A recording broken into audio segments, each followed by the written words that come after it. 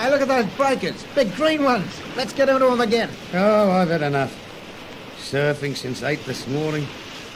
Oh, boy, have I had it. Ah, Piker, come on. We only get down to the surf once a year. Make the most of it. I can't, I tell you. I'm done. I've had it. Ah, these city fellas make a country joker like you look like a sissy. They're still taking the shoots. Yeah, I'd like to see how long they'd last lumping wheat sacks.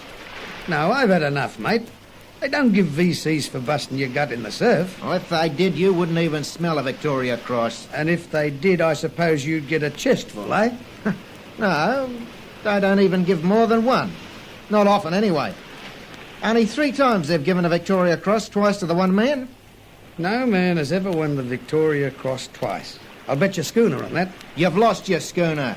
I'll produce the evidence. Produce the book you read that in. No book, mate. He was with us. He was with us in the desert, in Greece and Crete. 2 Victoria Crosses he won. A New Zealander named Uphem. Citation.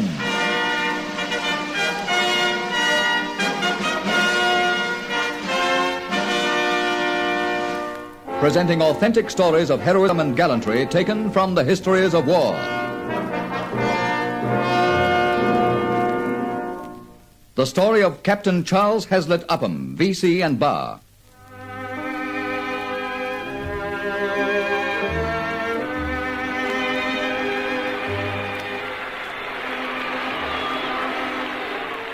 It was late in 1939 that the troop ship carrying New Zealand soldiers, including Private Charles Uphem, a farmer of Christchurch, pulled away from the land of the long white cloud and sailed to the Middle East and the fighting there that was to bring Charles Hazlitt Uphem into an elite family of 3.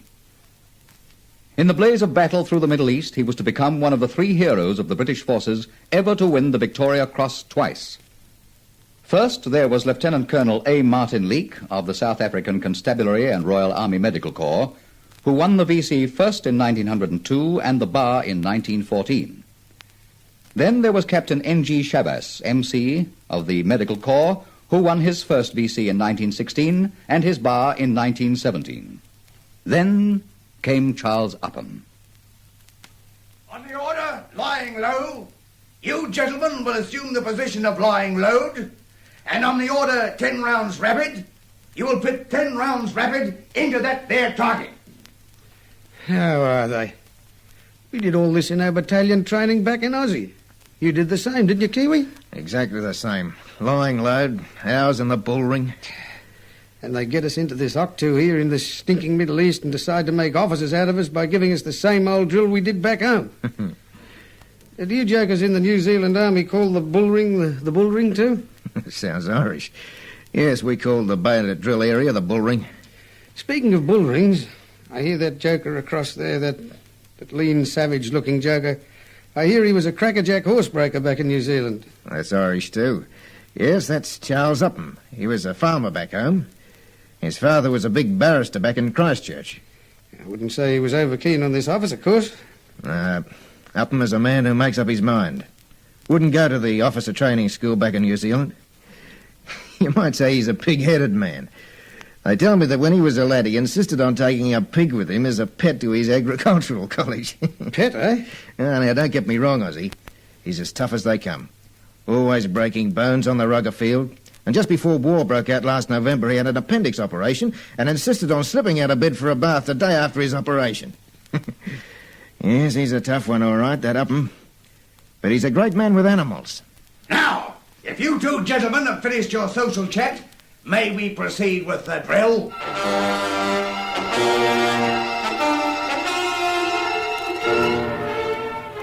And Second Lieutenant Uphem, commissioned from the Officers' Training Course late in 1940, rejoined his battalion, the 20th, and went with them to the uneven battle that was to be fought in Greece.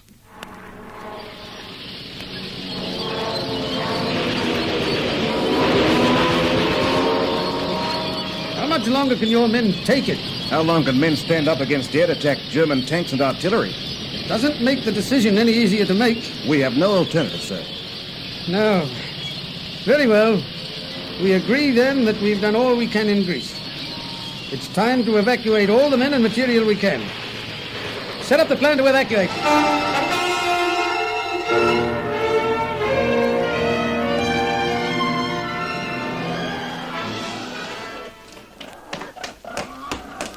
Mr. Upham, sir. We're pulling out. Haven't you heard? Somebody has to look out for these animals. Can't leave them locked up here to starve. Well, the Jerrys will soon have them, sir. Talk about starving. You're the one who looks as though he's starving, Lieutenant Upham. You feeling all right, sir? Of course I'm all right. Touch of dysentery, that's all. It's these animals I'm worried about.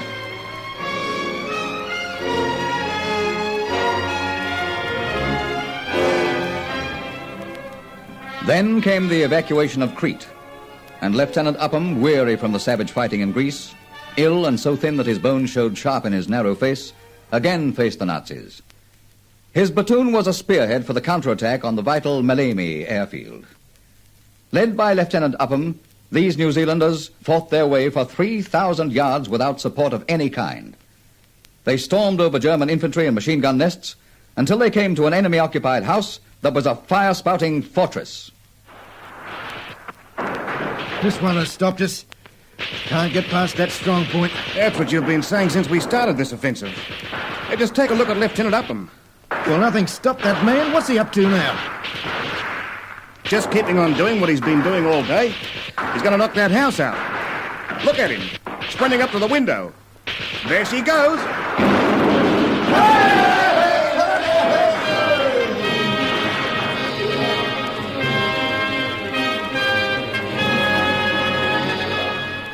After blowing out that nest, his platoon was finally forced to withdraw, and he fought his way out from the airfield carrying his wounded with him.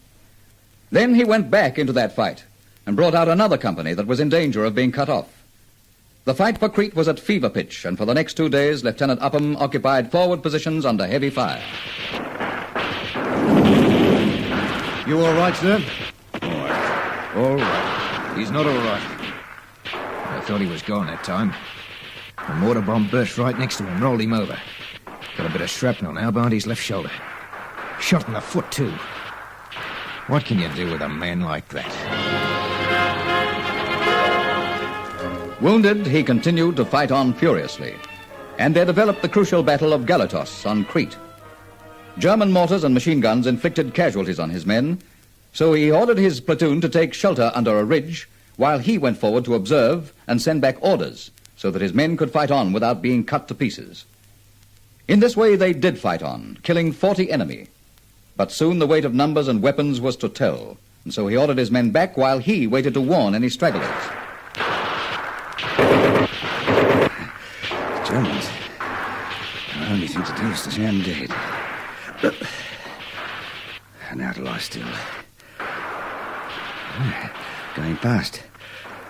When they hit me. Not too bad. Need shelter. Oh, yes, a tree. Need that for a rifle rest. Can't use that arm.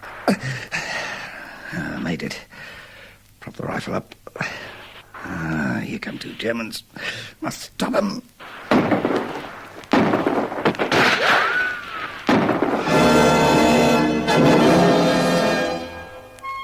By shamming death as the Germans overran his position, Lieutenant Upham, wounded again in one arm, was able to make his way to a tree trunk.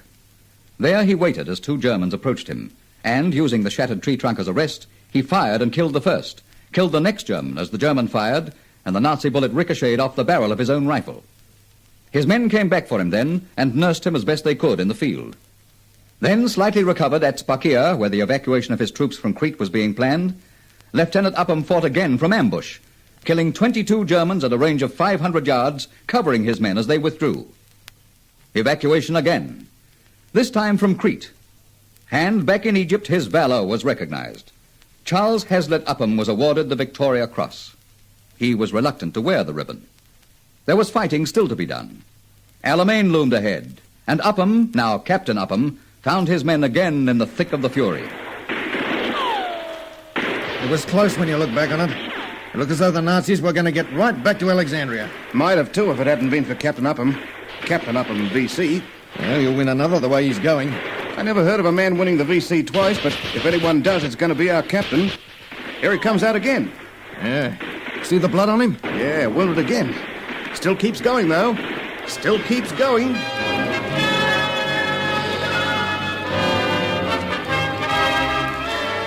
Wounded again in the heavy attacks thrown by the efficient forces of Rommel, the Desert Fox, Captain Upham kept close contact with his men holding forward positions. He was wounded again, this time as he saw a German lorry loaded with enemy troops approaching. He insisted on going out once more when communications broke down. He went out armed with an enemy Spandau machine gun and returned from the smoke and fire of the forward position with the information our forces so urgently needed. Then came a full-scale attack onto a ridge by the Germans, and as the Nazi tanks blazed above the enemy machine gun and rifle fire, the voice of Captain Upham could be heard. Into him, men! Into him! Look at the captain go. A grenade at that Nazi tank. He got it. He got that tank with a grenade. And he's giving it to that German gun. Is he shot again? In the elbow. But he's still going. Come on, men! This way! We're with you, sir. We're with you.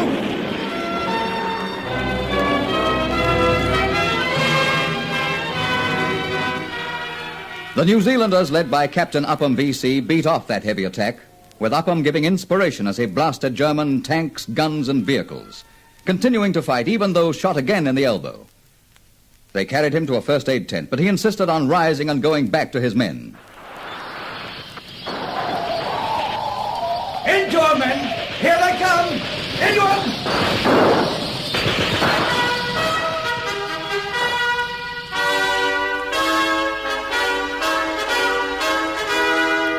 In a blinding sandstorm, the German tanks overran the remnants of the gallant company led by Captain Charles Upham. His company lost 50% of their strength in that battle of the sandstorm, and, most tragic of all, they lost their hero. The Germans took the sick and wounded captain prisoner, and a difficult prisoner he was to be. Attempt after attempt he made to escape, until the Germans finally took him to the notorious Colditz prison, reserved for Allied prisoners of war who would not give up. Captain Upham did not give up. He returned home after the fall of the Nazis, and as his captivity ended, the award of his second Victoria Cross for his gallantry and valor on that desert ridge was announced. Captain Upham, V.C. and Bar, by his extraordinary heroism, had joined the elite.